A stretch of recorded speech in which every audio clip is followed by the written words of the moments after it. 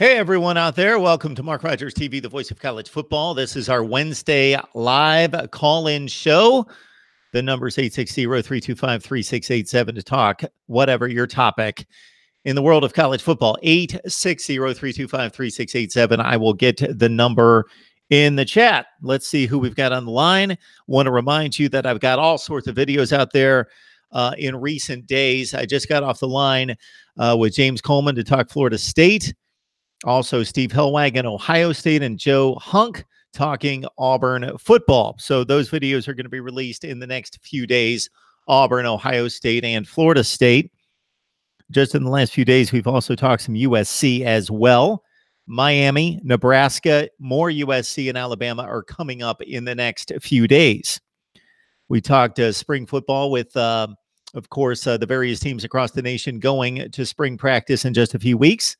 And we highlighted the 2019 schedules, as well as looked at positional battles that are coming up this March and April. I just launched a series a few days ago. Maybe you caught it, or some of the editions that we've already released.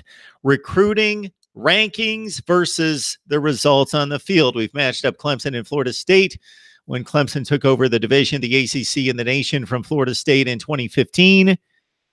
I am doing some research on Nick Saban's run at Alabama versus the rest of the SEC, Ohio State versus Michigan under Urban Meyer, and a few others. Miami, Florida, Florida State comparison. Also, Mark Richt's tenure at Georgia against SEC Eastern Division rivals Tennessee and Florida.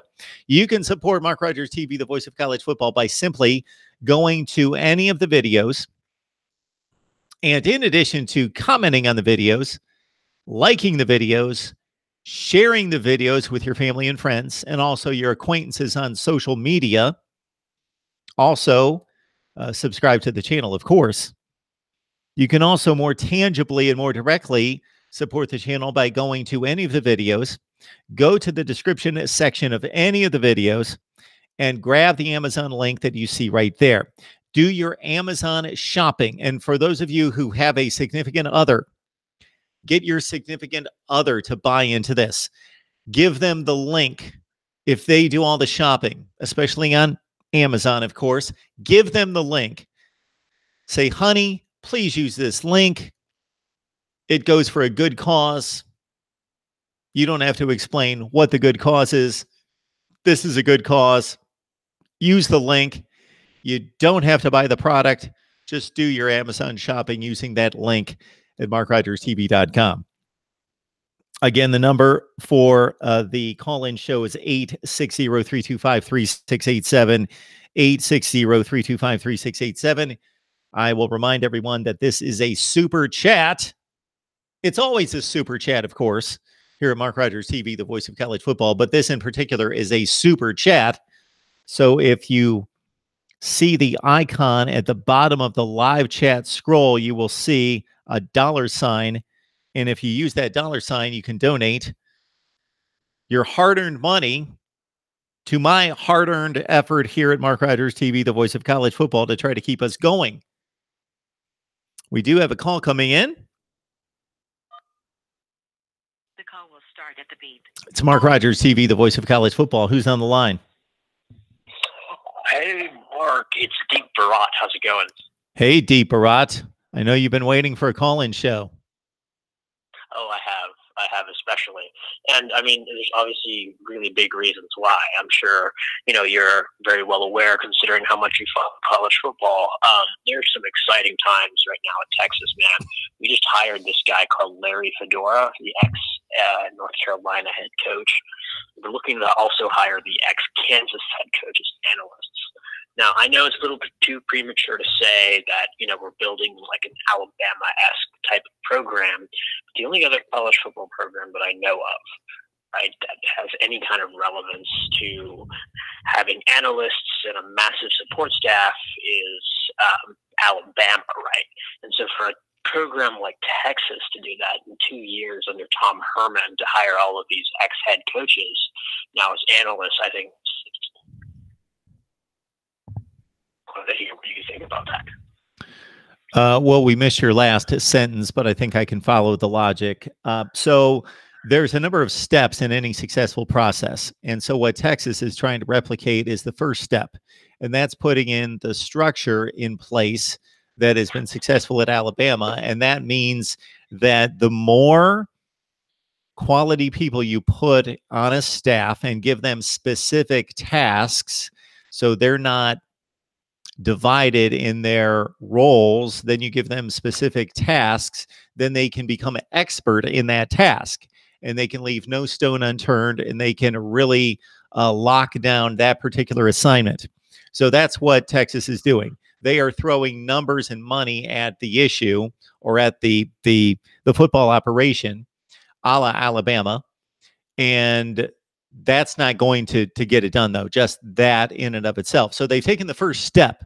Now, have they hired the right people, and have they set up a structure and a culture in which it's going to be able to thrive? We get good indication of that from Tom Herman. We will have to see it play out in its Yeah, entirety. and another kind of very major development. I mean, and you've been following this probably just as well as I have, is that Texas now is favored to land the #1 recruit in the class of 2020, Yep. Zach Evans, and we're also not favorite, but one of the favorites to land Keely Ringo, who's also the #1 or #2 cornerback in the country as well. So obviously you're well aware that Texas is recruiting now under Tom Herman at a very elite level, #3 recruiting class back to back. And it looks like this one is only going to get better, or at least on par with what we've been getting in the past. So, I mean, I'm very excited. I don't know how the rest of the world probably thinks of Texas, or the whole, college football community. I mean, a lot of people have been talking a lot of shit for the last, God knows how long, but it's been a lot of negative down, and I can completely understand why. But this new cycle of Herman and him being able to retain his staff has just gotten me really excited. And these new analysts, man, I know they had horrible track records, right? Like David Beatty went 2-10 at Kansas. No, sorry, the other guy, Fedora, went 2-10 at NC. But Beatty also went like 3-9 at Kansas. But I think that as analysts, they can provide very interesting perspectives and also help us with recruiting as well. Well, to one of your points there, just because somebody's not a successful head coach doesn't mean that they're not a smart football coach or don't have particular talents. Both of those guys had to have had various aspects of their skill set be attractive enough, and to have worked their way up the ranks to be able to gain a Power 5 head coaching position. And in the case of David Beatty, his predecessors actually had a worse record than he did, and he actually had his best record his final season at Kansas, and going 3-9. And so Kansas, since 2008, has been losing 10 and 11 and 12 games every year, regardless of who's been there. So the issue at Kansas goes far beyond who is the head coach of the football team. It goes into administration, athletic department, resources, facilities. At North Carolina, Larry Fedora, yes, they had two awful, atrocious football teams the last 2 years, and going 2-9 this past season, and going, I think they missed a game, and whatever it was, 3-9 the year before. Also, we've got to take into consideration that Larry Fedora also took them to an ACC championship game and came within one score of beating a Clemson team that went to the national championship game. So he did have his successes at North Carolina before the program imploded. Yeah, and interestingly enough, right? I mean, Tom Herman's is 43, right? I mean, I can see this guy coaching for another 2 decades, or even longer, who knows, but at least another decade to 2. And I don't think that he would leave Texas for any other job. I mean, I think Texas is like a top-of-the-line job in the industry. As a matter of fact, I think it's the best job, one of the best jobs in the industry. So at least, at the University of Texas, Longhorn Nation, we're just really, really excited about this guy, and obviously what he's been able to do.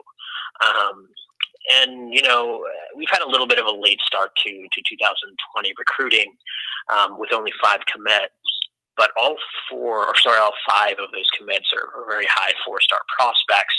And we're looking at landing, as I mentioned, 3 or 4 other 5-star guys, which would really boost our chances for 2020 recruiting, the Big 12, and also having a solid footprint, nationally heading into next year. Other than that, I mean, there's really not any other massive updates I have. It's going to be interesting to see what the combine produces as well. We have 5 kids going there. Most of them are on defense. But I'm also excited to see kind of some of the other players at the NFL Combine.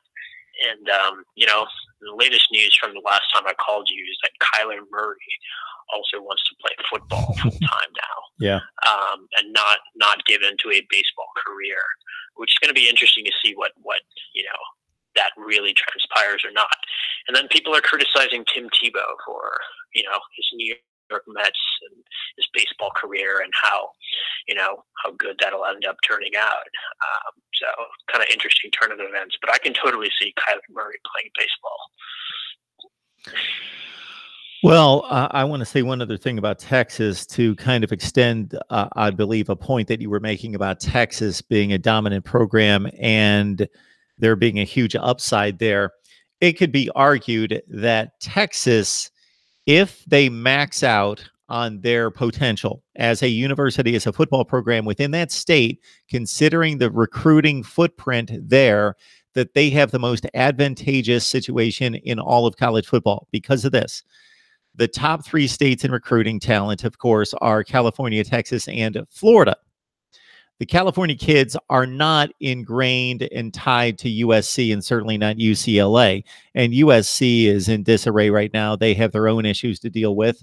They will weather the storm. They have too many resources and the location on their side and the name brand and the tradition that if they just get somewhat capable people in place, they'll win their 9 or 10 games against a very weak division. So they'll be okay in the next couple of years. The Florida situation, obviously, the talent has to be distributed between Florida, Florida State, Miami, not to count UCF and not to count all the rest of the SEC in particular, and Clemson and Ohio State and Notre Dame that raid Florida. Of course, they also take the same approach toward Texas. But if there is a school that could potentially own the richest talent state in the nation, it would be the University of Texas. And even if they have to split recruits, let's say, even if they have to split the top 20 or 25 recruits in the state with Texas A&M and then some others coming in, if they get 60% of those kids, they have a huge recruiting advantage over any other school in the country. And we're seeing that play out. And interestingly enough, right? I mean, even if you look at our 2019 class, 70% of those recruits are actually from out of state.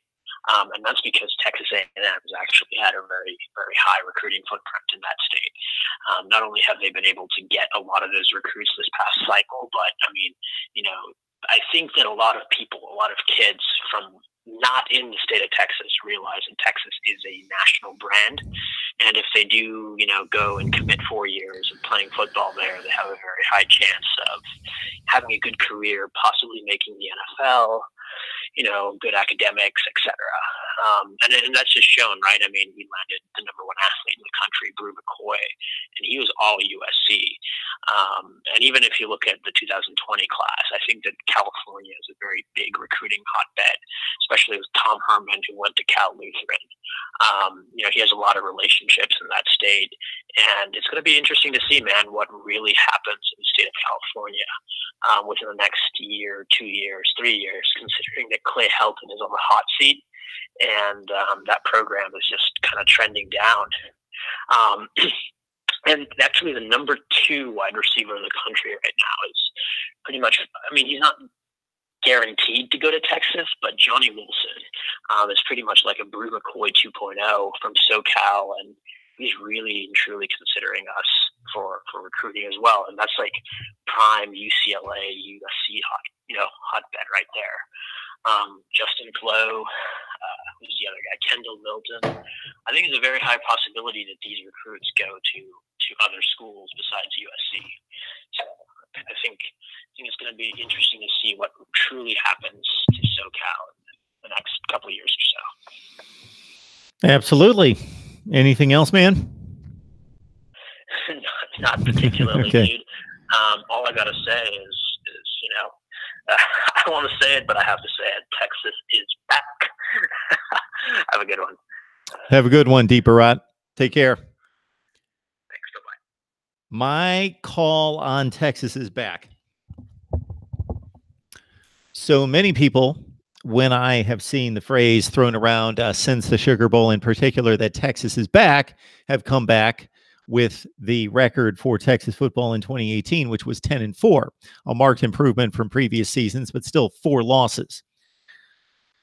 Consider how the season went, though, for Texas. They defeated Oklahoma. They defeated Georgia. They beat 2 of the top 5 to 6 teams in the country. They lost the Big 12 championship game in a very competitive game that went down to the final 2 to 3 minutes of play. Texas nearly won the Big 12 championship. They won a major bowl game against one of the best teams in the country. They beat one of the other best teams in the country. And in addition to the 10-4 record and a top 10 finish, it does not appear to be an aberration. If you look at the recruiting rankings, as Deeper Rod pointed out, with now 3 consecutive very, very elite classes in the fold for Tom Herman, Texas is hot right now. They're looking good. They're strong. They're credible again. They are kind of the anti-USC right now. They've kind of switched directions.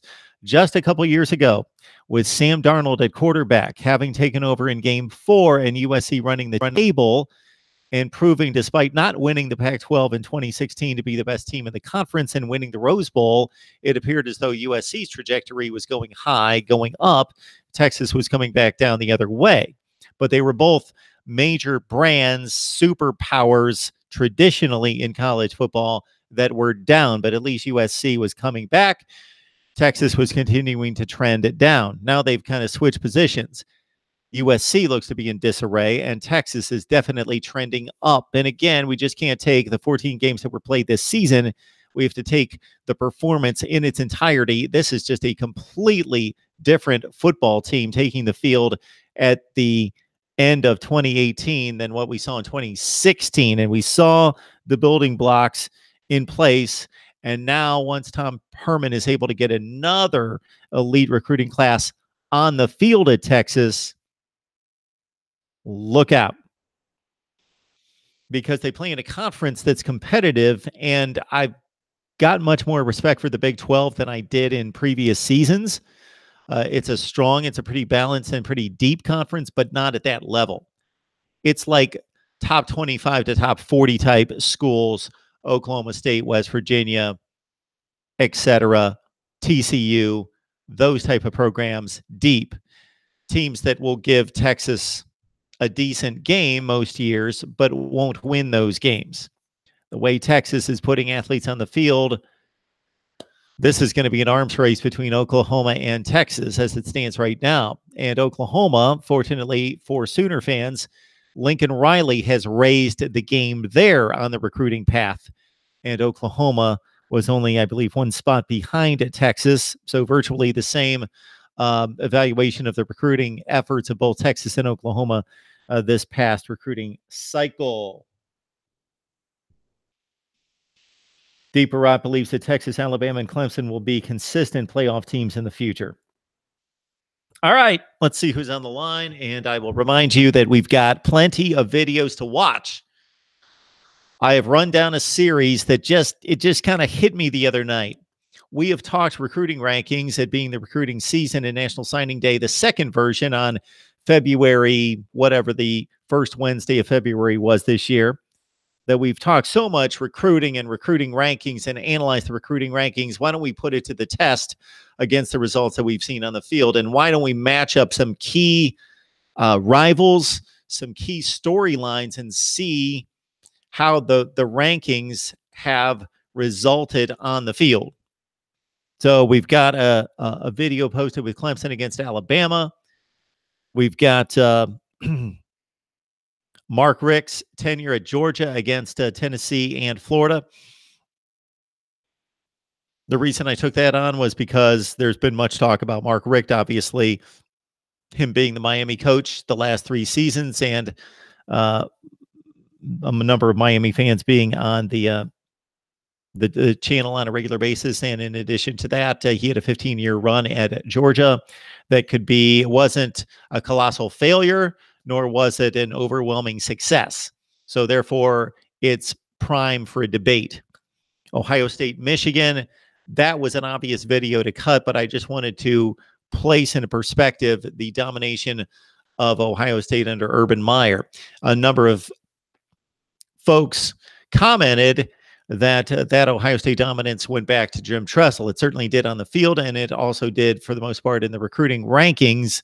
But Urban Meyer certainly cemented that dominance and raised the winning percentage even more in the recruiting ranking and the national ranking even more. We got Easy Rider on the line. We've got NBA fan, Ohio State best receiving core in the nation. No. All right. We got, let's start from the top. Seth Harmeyer, listening. Deeper Rot loves the show. I'm sure he especially loves the show when he's calling the show. Number is 860-325-3687. College football on the line. MCD Sports 4, as well as we got, man, I'll never be able to pronounce Ishbukar Yalafala Tar. I botched it, didn't I? Richard Neal on the line, as well as Greg. Good to see you. Dennis. Cortez Smith. This is the first time I've seen your handle here at Mark Rogers TV, the voice of college football. So welcome. Richard, you should be happy that we've covered Mississippi State. I've got a few more videos to release on the Bulldogs.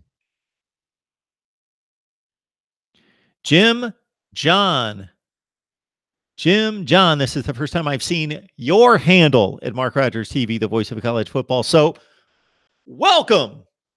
It's good to have you in. Easy Rider,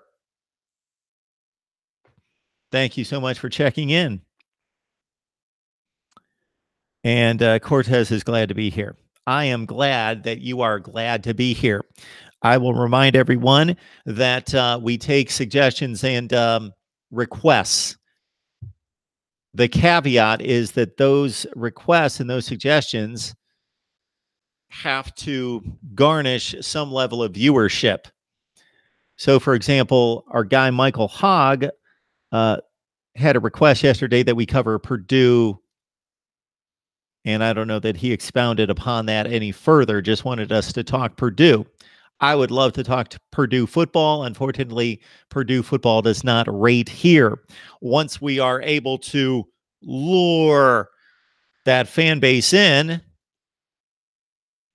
then we will talk more Purdue football.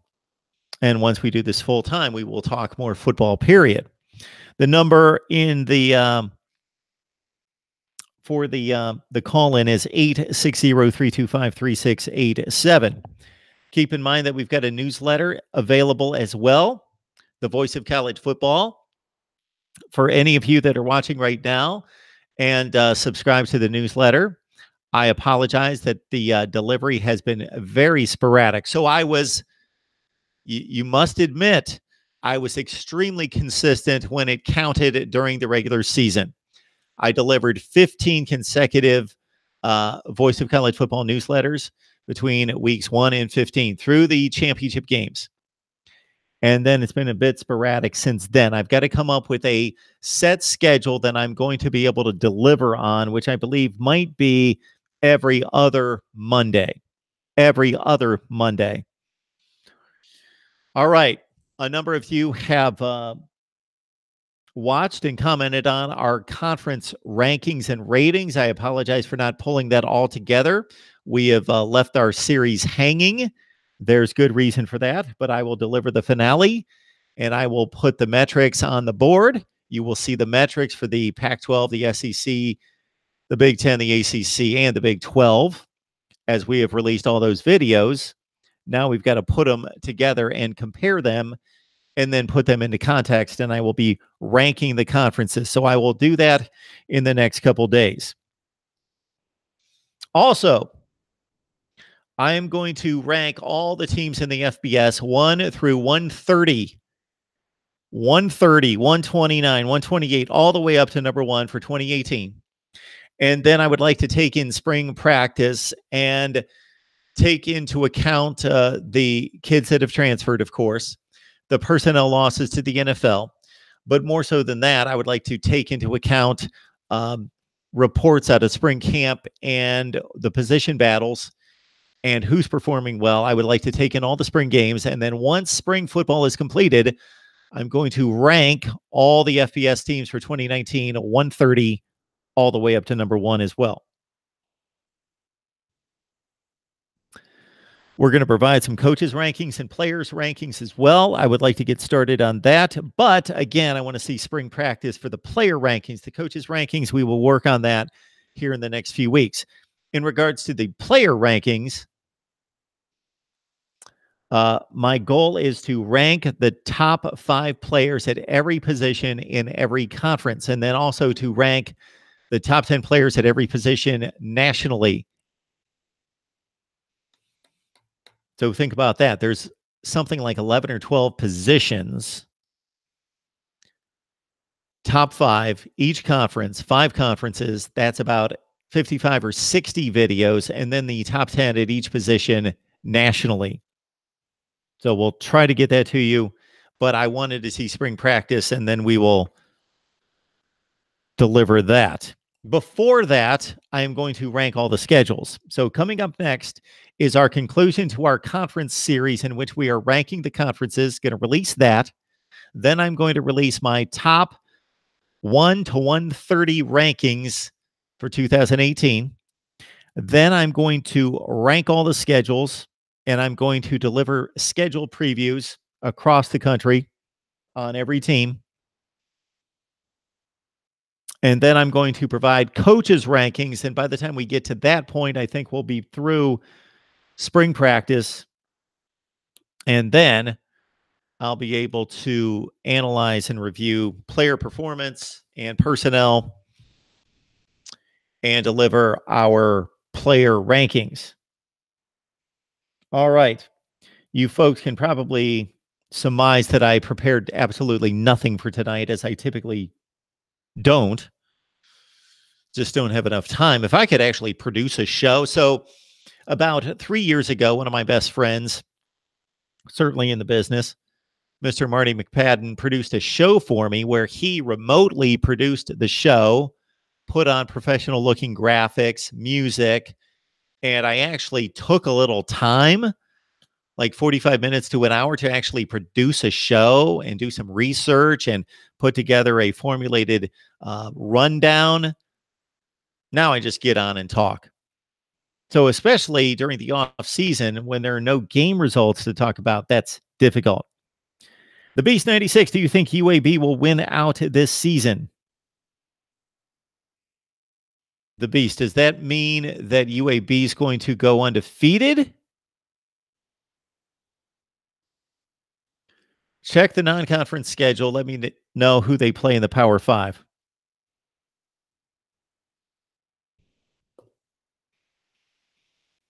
Daniel Forrest is on the line telling us that the Rutgers tackle, so was that the kid that was considered one of the best offensive linemen to go into the transfer portal, is going to the Ohio State University?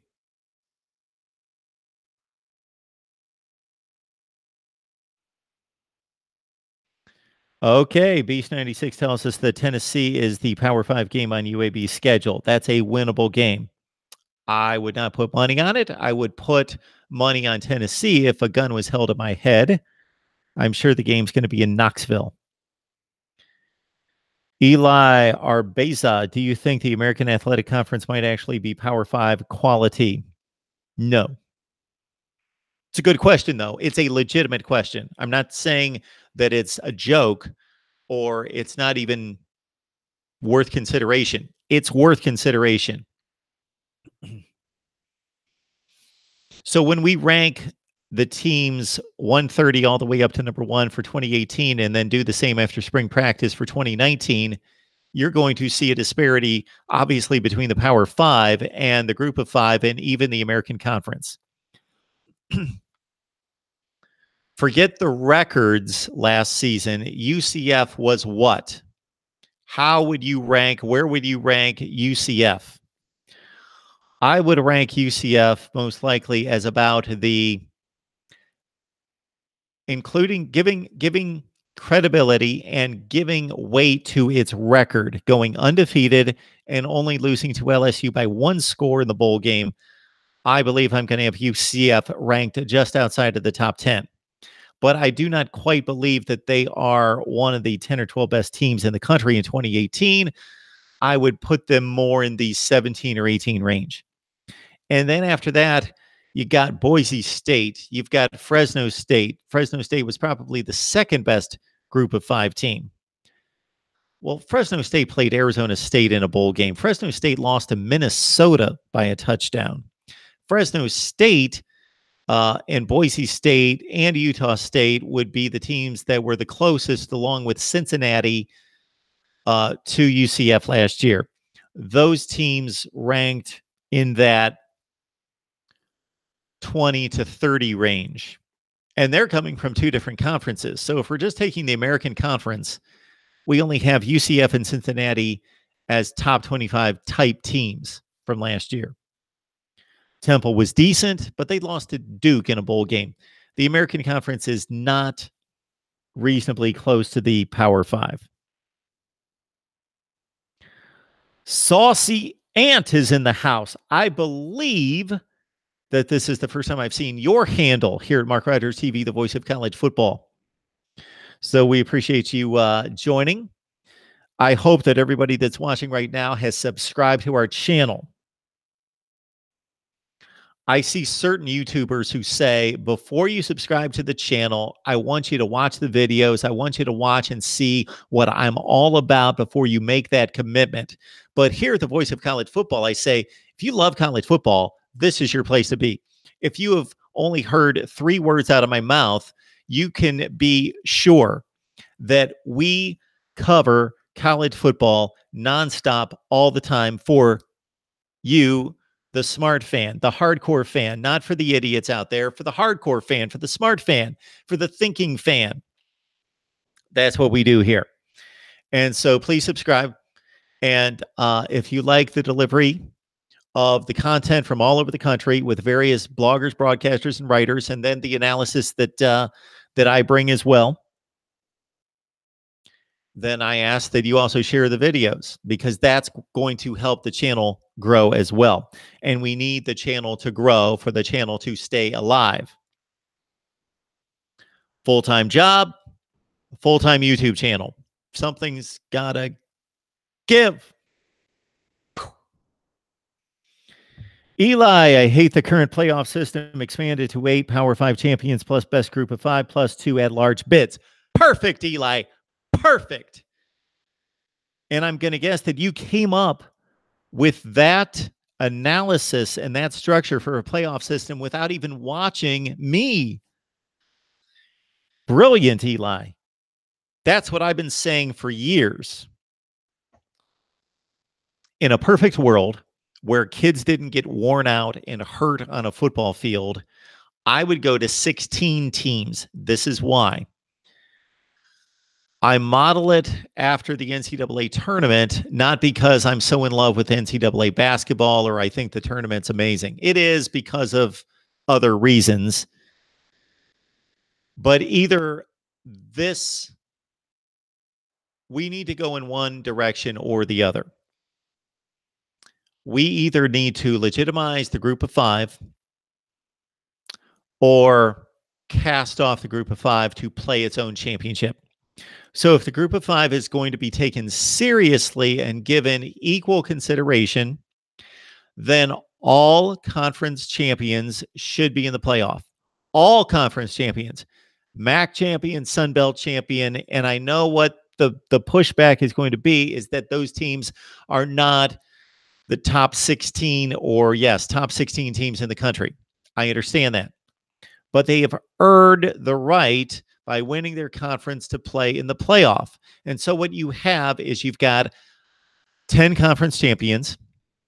You have 6 wild cards, and those 6 wild cards are going to come from the strongest of the Power 5 conferences based on a mathematical system that is objective. Therefore, you have the playoff field weighted toward the Power 5 because it is the best football. So either you do that and you truly include the group of 5, or you say, group of 5, go play your own championship. See ya. We're right now disrespecting you by ranking your teams. We rank your teams, but you have no shot in hell of playing in the playoff. So you had a school go undefeated 2 consecutive years, and we still didn't put you in the playoff. Therefore, to even rank you and include your teams in the rankings with the Power 5 teams is actually more of an insult than it would be to say we're not even going to rank your teams. So either you go with the NCAA tournament format of all the conference champions get in, and then the best teams in the nation that did not win a championship get in, and you go with 16, or you say bye-bye group of 5 and you go with 8, or you can do what was suggested by Eli, and I certainly think this is a legitimate system as well, is that you take the Power 5 champions, that's 5, and then you take the group of 5 best team, and that could first and foremost be determined by record, and then you could have a number of metrics lined up in case that there's a tie, and then go with wild cards.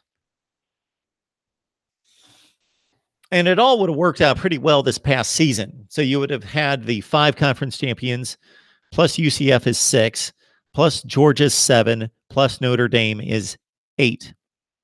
And I can't imagine that anybody would have griped about that playoff system or that particular playoff year. So I'm not defending that system based on just it working one year, but it would have worked nicely this season. There wouldn't have been anyone that would have had an issue with the 5 conference champions, Georgia, Notre Dame, and UCF making the college football playoff.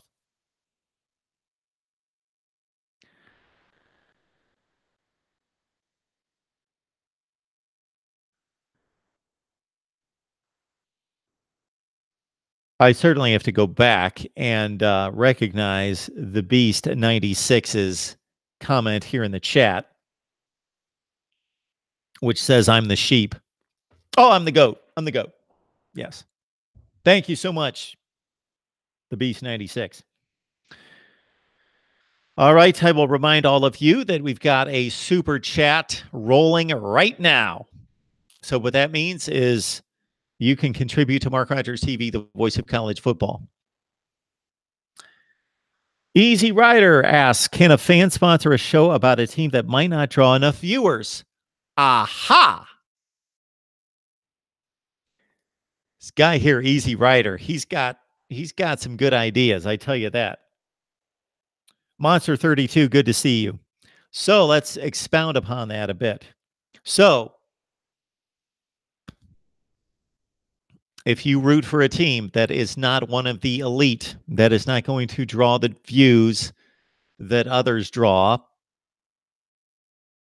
Ohio State, Alabama, Clemson, etc., but you would like to have your team featured for, let's say, 30 minutes, we most definitely could figure out a way to do that. We'll come back with, once I think that one through, we'll be back with that idea. But an amazing idea there from Easy Rider that I will have to figure out. Jim John, UCF would have been dropped when Milton broke his leg.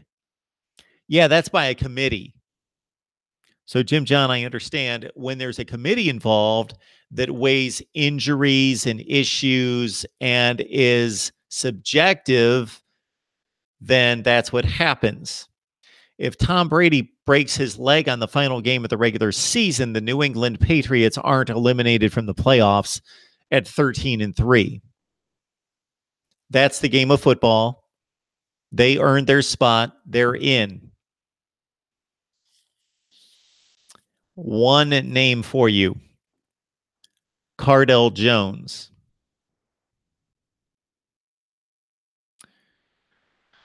It's always an honor to have God in the chat. What A&M fans don't realize is the fact that their majority of the class are 3 stars. Their class is only good because amount of players. It's sad when I don't know what you're talking about. The Beast 96. You need your own show on ESPN. Tell them. Okay. We got Joa Victor Tavares. If the extend, I believe that means if they extend, the teams making the playoffs, the SEC will have around 4, maybe 5 in there. It won't be good for the game. Go Gators.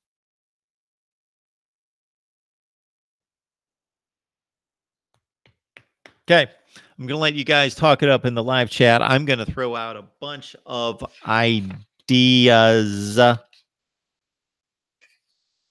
Monster tells me to watch out for LSU. Well, LSU was good last year. Do you guys happen to like this series that we're doing right now, matching up recruiting rankings versus results on the field? Let me know if you like the series. It seems to be doing fairly well. Timberwolf, good to see you here at Mark Rogers TV, the voice of college football. Mark, when will the playoffs go to 8 teams? That way all the Power 5 champs get in. You have a Cinderella undefeated like UCF in. You have a second best 1 loss like Ohio State, and then maybe a smaller school. A smaller school than UCF? So, Tim, but the contracts have to run out. So nothing's going to take place in the next, let's say, 4 to 5 years. There's a gap in the contract, and I don't know the years off the top of my head. When the contract was originally signed, I believe it was 12 years, and that started in with the college football playoff in 2014. But I think there's a review of the contract somewhere in that time frame. So in about 2 to 3 to 4 years, something in that range, they can review it. You may want to do some research on that.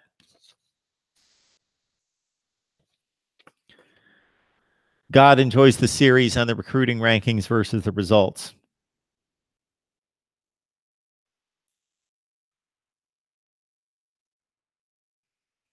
Would you guys purchase an ebook? Let me ask you that. If I did next season, during the off season, I did an extensive college football preview for 2020. Would you buy it for $5, $10, $10 at the most, I would think, an ebook? Would that be something that you would be interested in?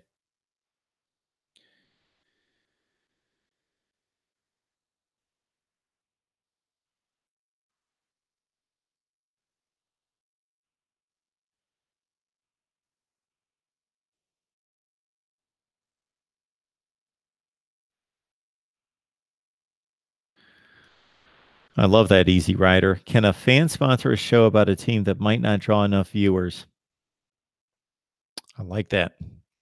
Keep in mind that the super chat is open. So if you would like to contribute to Mark Rogers TV, the voice of college football, my aim this offseason, as I've mentioned a few times, was to, as soon as we hit the offseason and clear the national championship game, that I would purchase some higher level production equipment. So what that would mean would be a better mic, a better camera that would be crystal clear and you could see my wrinkles. That would also include a PC that would run production software. Therefore, on a call-in show like this, we could display my name and where you could find me at Facebook, Twitter, and Instagram. And of course, the call-in number, 860-325-3687, our sponsor. And then I could throw up graphics if I pre-produced graphics to say, here's my top 10 for next season, or here are the top 10 2020 recruiting classes. So that all, based on my research, would run me about $4,000 to $5,000. In addition, keep in mind again, that the 100 hours I put into this is going to stop at some point. So I've got to pay myself a salary. So we've got a number of ideas and a number of avenues to make this more successful. But I want to say that you guys have been amazing over the last few months in particular, because going back to September and October, and before that, in our typical month, we would receive 70 or 80,000 views for the month. And we would add about 250 subscribers. That was pretty typical. 250 subs added and about 70 or 80,000 views. Over the last few months, our views have reached 280,000 a month, 280,000 views a month compared to 60 or 70 or 80,000 a month. And then instead of adding about 250 subs per month, we had a stretch there in early to mid to late January where we added over 1,600 subs in a month. So thank you. You guys cannot imagine the impact that you can have. So I can jump on here. I can have my Facebook page, my Twitter page, my Instagram, which I'm going to start to work on more consistently. And I can try to get the word out. But you guys can get the word out so much quicker and more effectively than I can. You have spheres of influence that I don't have. You reach people that I don't reach. So if you love what we do here and you want to keep it going, then please share the videos. Tell people about Mark Rogers TV, the voice of college football. If you have family and friends, and even just social media acquaintances who you believe like college football or a particular team at least, tell them we're here so we can keep this alive and thriving. Thriving! Connor Patris. Congrats, Mark. You deserve all the support. Thank you so much. I appreciate it. Connor, it's been a while since I've seen your handle. I hope you've been well. All right. Anything else here? Anything else? Anything else? Why don't we, before I bid adieu tonight, I would like to look at the week 1 schedule. Let's give it a look. Connor's been busy. You're allowed.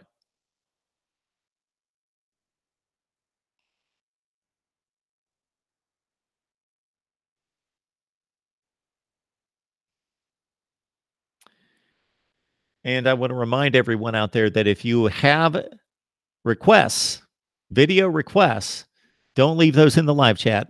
Go to any of the videos and leave your request in the comment section of any of the videos. Please like all the videos. Please like this live stream. That just helps us out. That's all there is to it. YouTube favors videos and favors YouTubers that get tons of engagement, whether those be comments, likes, or shares. Think about it.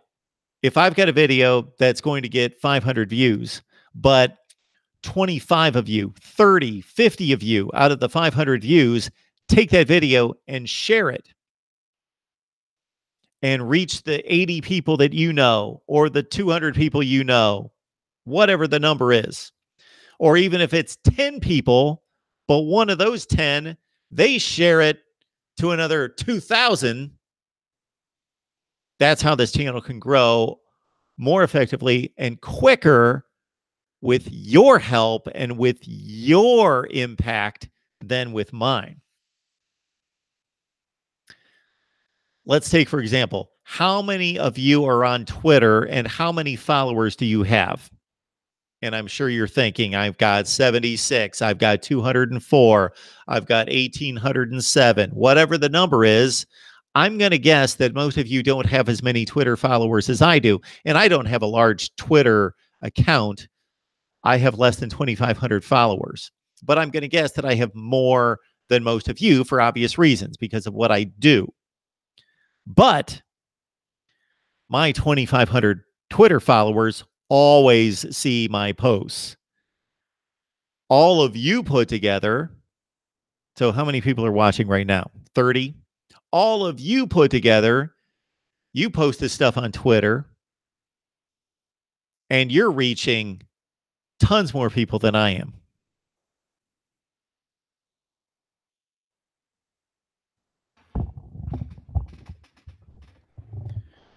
Week 1. So we have the ever popular Week 0 game with Arizona taking on Hawaii. And we've got a call in. All right, it's Mark Rogers TV, the voice of college football. Who's on the line?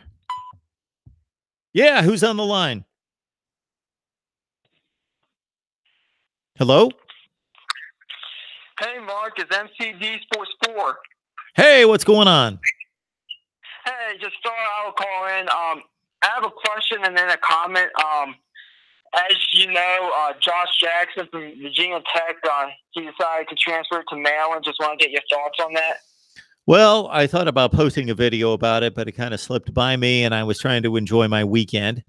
So I think that's an excellent pickup for the Terps. As you well know, it's been a turnstile of quarterbacks at Maryland. I think you 2 years ago played 5 quarterbacks in 2017 because of injuries and ineffectiveness, starting with the Texas game where you had 2 guys knocked out, and they've all been pretty marginal, especially as throwers.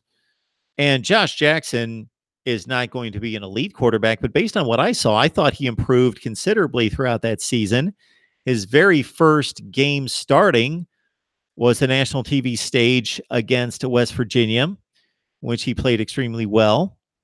And he's a big kid that has very good speed, good size, good runner, tough kid. And he should only get better as a thrower. And he improved in 2017 from the beginning of the season to the end of the season. So he's the best quarterback that you've had since. Wow. Been a long time. When's the last time you had a quarterback as good as Josh Jackson? I mean, it's been a while. I mean, I haven't been alive for a while, so. I mean, I know we had Boomer Esiason in like the 90s or 80s, whenever he was. Well, yeah. Boomer Esiason last year at Maryland, I believe, was 1984. Yes. Yeah. You had Frank Reich after that. Frank Reich, do you know who Frank Reich is? Okay. Yeah, he's the Colts head coach, I think. He's the Colts head coach, and he is the author of the do you know this? That he is the author of the greatest comeback in college football history, and also the greatest in NFL history. Incredible. Yeah. And then he also had Neil O'Donnell, who was a well-accomplished quarterback with the Pittsburgh Steelers, led them to a Super Bowl. And that would have been in the early 90s as well. He would have been right after Frank Reich. Yeah, I mean, I'm just hoping Maryland returns to a bowl game this year. We've been out of it for 2 years. I thought last year our biggest problem was inconsistency. Because, like, we'll show up against Ohio State in Texas, but like, against Iowa, we'll get shut out, or, like, we'll lose to a team like Indiana. So I just hope we make a bowl game. I think we'll definitely make a bowl game. I'm thinking Josh Jackson's going to start over Pigmere, who's also – I think Pigmere is a good quarterback. I think Tyson was going to transfer out. And we had that 4-star recruit we got. He chose us over Florida State. And Yep. So, I mean, Maryland didn't have a good recruiting class, but we did get a 4-star quarterback. So, we got that to look at. And then my comment I was going to make, earlier you were talking about expansion of the playoffs. I know me and you had a big debate about the 16 playoffs. That's right. Yeah. And I still believe in that. But I agree that that 6 seed, it should be an automatic group of 5 team. Like, I do agree with that. Okay. I'm not remembering our debate as being a great debate myself. Yeah. So I'm just having fun with you. So you're going with the 6 teams. And again, at any point when you're ready to table that again and bring it up and go toe to toe again on that. So now you're saying that we definitely would make that 6 seed a group of 5 team. Okay, I can understand that thinking. It makes total sense. How about the 5 seed? Or I'm sorry. Hey, whoa. My bad. Let's flip it. The 2 seed. The 2 seed. What would you, because you're giving buys to 2 seeds, the 1 and 2, number 1 and 2 teams. Correct. So how do you decide that? Who would have gotten the 2 buys this year? The 2 buys this year, I think, obviously would have been the we had 3 undefeated teams. I would have given it to Alabama or Clemson. I just think Notre Dame. Like, if you look at Notre Dame, everybody thinks they're wonderful, but those games like Ball State and Vandy, that they should have blown out those teams. Like, for Notre Dame to be only beating Ball State by 1 possession, to me, it's just unacceptable. So you're prohibiting a team from getting a high seed because they didn't blow everybody out. Yeah, they like Clemson blew everybody out. Alabama blew everybody out. Did Clemson blow out Texas A&M and Syracuse? Those are the only 2 teams they didn't blow out. Okay. Okay. Yeah. And they also must have at least 11 wins. It's a case like there's only 1 team that's undefeated in the Power 5. So in 2017, if you can remember who made the playoff, who would you have selected as the 2 teams to get buys? Oh, I had a really fun. I took a bunch of notes on this. I had Clemson 1 in 2017. I had Clemson 1, Georgia 2, Oklahoma 3, Alabama 4, Wisconsin 5, and UCF 6. Where was Ohio State supposed to be in that? Well, Wisconsin, they were 12-0 that year. Oh, Ohio State beat Wisconsin in the Big Ten championship game. Correct, but they had that one very bad loss in that championship game. You were going to you had Wisconsin ranked above Ohio State in 2017. Correct. After Ohio State beat them in the Big Ten championship game. Well, that one loss, but the reason why I had that was because Wisconsin was undefeated going into the championship game. The final score, and they lost to Ohio State in the championship game, 27-21. Yes, they did. Ohio State had a very ugly loss to Iowa on the road, 55-28, and Wisconsin overall, and Ohio State also had another loss to Oklahoma, 31-16 that year as well. So Ohio State had 2 losses. Wisconsin only had 1. Okay. I can't agree with that at all, but okay. Okay. So back to the teams that made the playoff. So you see, the issue I have is that in 2017 we had 4 teams with 1 loss, and 3 of them won conference championships. I don't know how you distinguish 2 of those teams as receiving buys. Well, the reason why I had Clemson and Oklahoma had a big win on the. Well, let's start. I mean, Clemson and Georgia. I'm just going to start off with Clemson. Clemson had that big win against Auburn. They had a big win against Virginia Tech. The college game there was that. Virginia Tech wasn't anything special. They were barely a top 25 team. So Clemson also lost to a 4-8 team. Correct. And you're going to give them the bye. That game, yeah, Kelly Bryant was injured that game.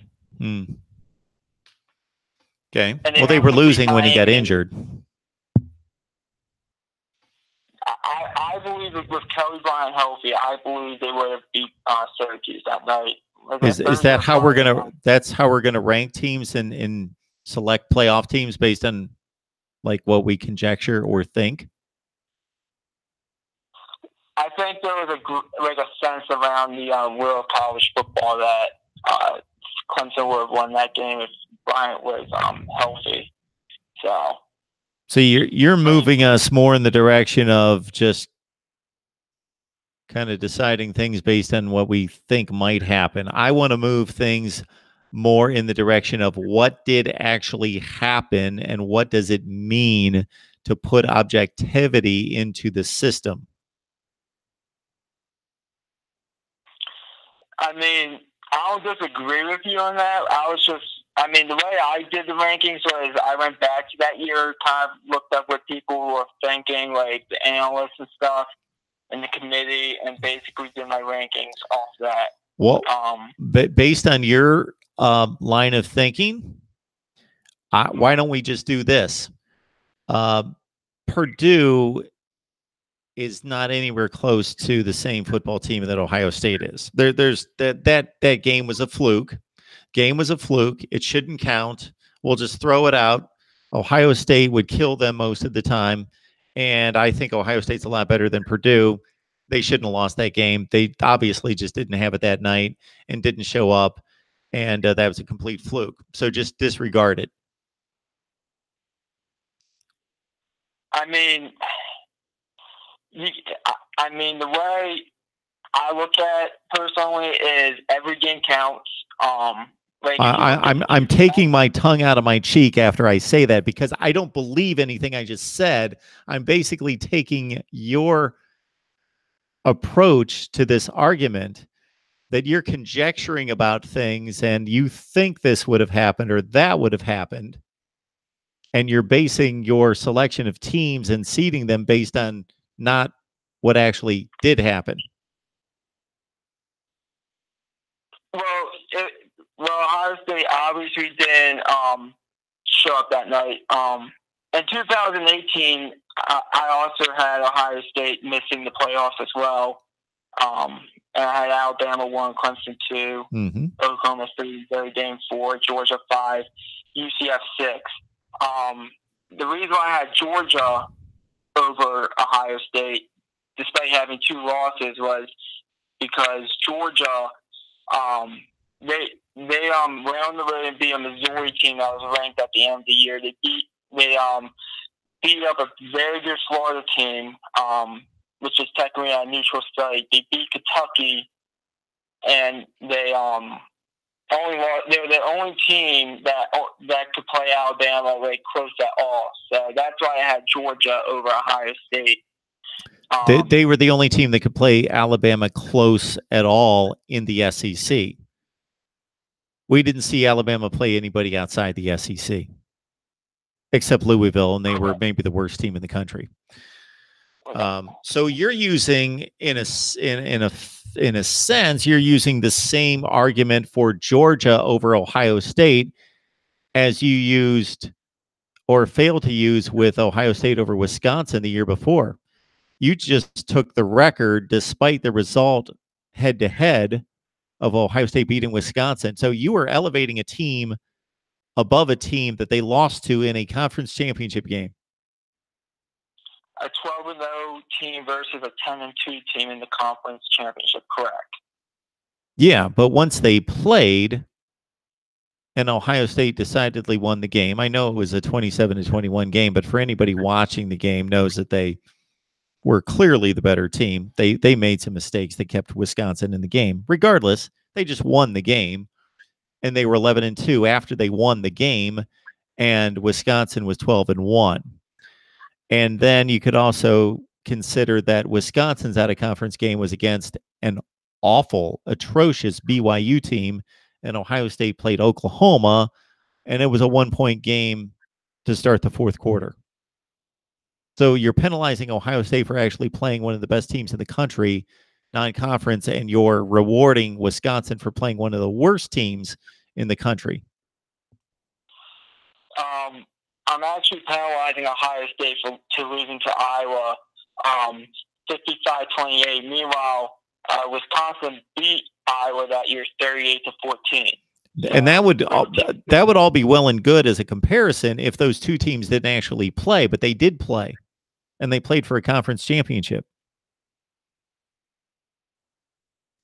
True. I mean, obviously, like 1 through 5, I would also personally, it will be done by the committee, and obviously the committee, they don't always get it right. Obviously, you disagree with me on that, on what I'm saying here. And that's why we've got a show. If we all agreed, then we wouldn't have a show. Yeah, correct. I have to agree with that. But obviously, there's still going to be thought, like, nothing's going to be correct, like, completely correct. But to me, I think the 16 playoff is perfect on the mindset that you get 2 teams buys. I think it makes the regular season more important. The 6 seed is a group of 5 teams, so the group of 5 feels like they have a say in the national championship. I think it's great all around, on just in my opinion. But I know you're against teams having buys. I don't have any issues with buys. Oh, whoa. I zoned out there for a second. I was responding to the live chat. Yes, in the regular season, I thought you were talking about the scheduling buys during the regular season. Yes, I want no buys in the playoff. That is too huge of an advantage. No buys. Yeah. Yeah, I know you feel like that. The reason why I'm against an 18 playoff per se is because I think it'll make the regular season less important. Because I think if you slip up once, like Ohio State, and in 2017, like a 10-2 team to get in, and it's a 10-2 team. If they have like a really bad loss on their schedule, I mean, I just disagree with something like that being in the college football playoffs. So you're not devaluing the regular season by going from 4 to 6, but you are devaluing the season by going from 6 to 8. Yeah, I'll devalue the season. Like, you could go 10-2 and make the playoffs as a Power 5 team if you go to 6 to 8.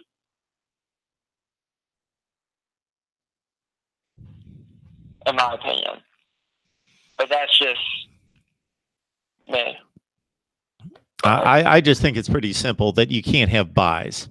You just can't have buys because you're comparing teams that don't have enough games played against each other. This is not the NFL. Teams truly earn buys in the NFL because they play in a vacuum, in a closed system, and you can make a fair comparison between teams because they overlap schedules by so much that you can reward a team for going 14-2 and winning a division championship over a team that went 10-6 and won a division championship, because their schedules are almost identical in terms of strength of schedule and in terms of opponents. But in college football, when Georgia plays a schedule in the SEC and they're out of conference games against Georgia Tech and against a bunch of nobodies, and then Ohio State plays a Big Ten schedule and they play TCU out of conference and then a bunch of nobodies, there is no way to fairly judge those two against each other that you can come to a determination and say they deserve a bye, they don't deserve a bye. That's a huge and enormous advantage in a playoff, a bye. It's a huge advantage to have to win 3 instead of 2. Yeah. That's why it makes the regular season more important if you put buys in there. Not when you're making an arbitrary selection of, if you had an objective way to determine who won the buys, who got the buys. Like if we only had, let's say, 2 conferences in the whole country, and if you had to win a conference to get a bye, then you, like if we took all 130 teams in America and we put them in 2 65-team conferences and said you have to win your conference to win a bye, then that's an objective process that says, okay, you have to win your conference to receive a bye. You are determining a bye based on just random selectivity. Correct. Yeah, I mean, I think me and you both agree that there's a problem with the committee Absolutely. selection. I mean, I just have my idea. You just have your ideas. We just disagree on principle. Obviously, one other thing I want to add before I go is, and I'm going to say it my thought, and then I'm going to hang up. Do you think that the college football playoff games, should they be actual bowl games like the Sugar Bowl or the Cotton Bowl, or should they be like separate, and then you have the Cotton Bowl and the Sugar Bowl be like separate games? Well, we lost him. So he was in the middle of asking us whether the college football playoff game should be bowl games. Do you want my honest take on this? I could care less. I really don't care. It makes no difference to me whether they call them bowl. They are no longer bowl games.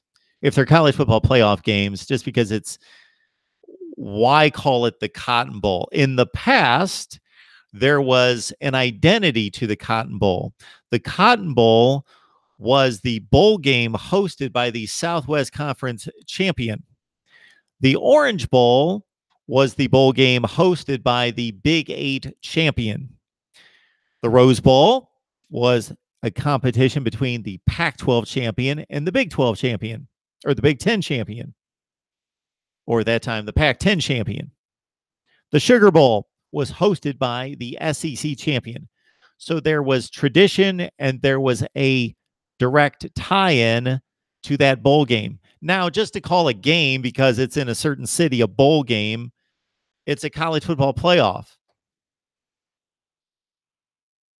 The Sugar Bowl, the actual name is derived from a commodity that is a plenty in the South. Sugar cane. They play in New Orleans. Now we could have Oregon and Michigan playing in the Sugar Bowl and be calling it the Sugar Bowl when it's just a college football playoff game. Who cares? I could care less what they call these bowl games now within the playoff. It doesn't matter. Call them playoff games and strip the bowl game moniker off of it and play another bowl game. It's kind of stupid when you think about it. It's just kind of stupid. All right. All right, folks. We're here. We're here every day producing videos. Our next one is going to be, Hound Dog, trying to get on my good side, the Mark Rogers TV Bowl. So we got this double name going here, Mark Rogers TV, the voice of college football, the voice of college football bowl, Mark Rogers TV Bowl. I love it, Hound Dog. The Mark Rogers TV Bowl. Yeah, so what we're going to do here in the next couple of days, in addition to releasing our conversations on Nebraska, Mississippi State, Alabama, USC, Florida State, Ohio State, Auburn, is also going to have our video releases. Finally, I'm sorry, I apologize. Finally, I'm going to wrap up my series on conference rankings. I'll get that done in the next couple of days. And also, I'm sure you're enjoying our series on recruiting rankings versus the results. And if you have any requests concerning that, I will deliver. We've already done Mark Richt versus Tennessee and Florida. We've done Ohio State versus Michigan. I've got one coming up with Alabama versus the SEC since Nick Saban took over. Clemson, Florida State, Clemson, Alabama. A lot of interesting comparisons there. And then I'm going to release my video on the top 130 teams, 1 through 130 for 2018.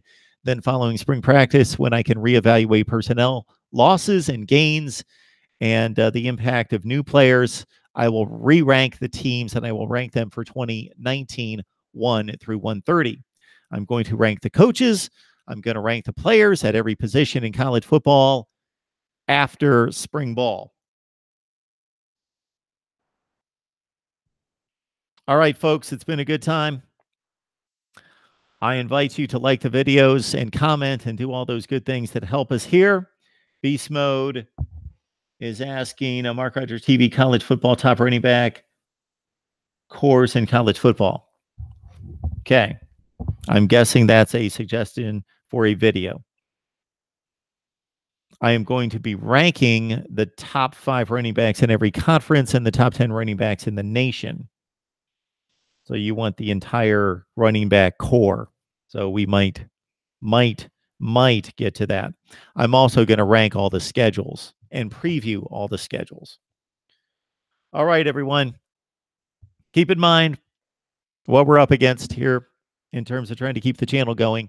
So like, comment, share, subscribe, and also you can directly contribute to the channel by going to any of the videos, going to the description section, grabbing the link from Amazon, and when you do your Amazon shopping, or if you don't have control over the money in the household, somebody else does. I know what that's like. Thank you, Beast96. I'm only reading the positive comments.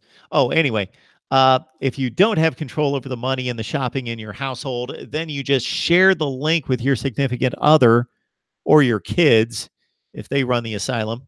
And you say, please use this link when you go on Amazon, and you will be supporting a good cause. And you don't have to buy the product that's displayed there. All right, everyone. We appreciate it. Again, I'm talking Miami and Nebraska tomorrow. We're releasing Florida State, Ohio State, and Auburn tonight. I will get off here and go directly to work some editing to slice and dice those videos and supply those for you here in the next couple of days. Right here at Mark Rogers TV, the voice of college football. See you next time.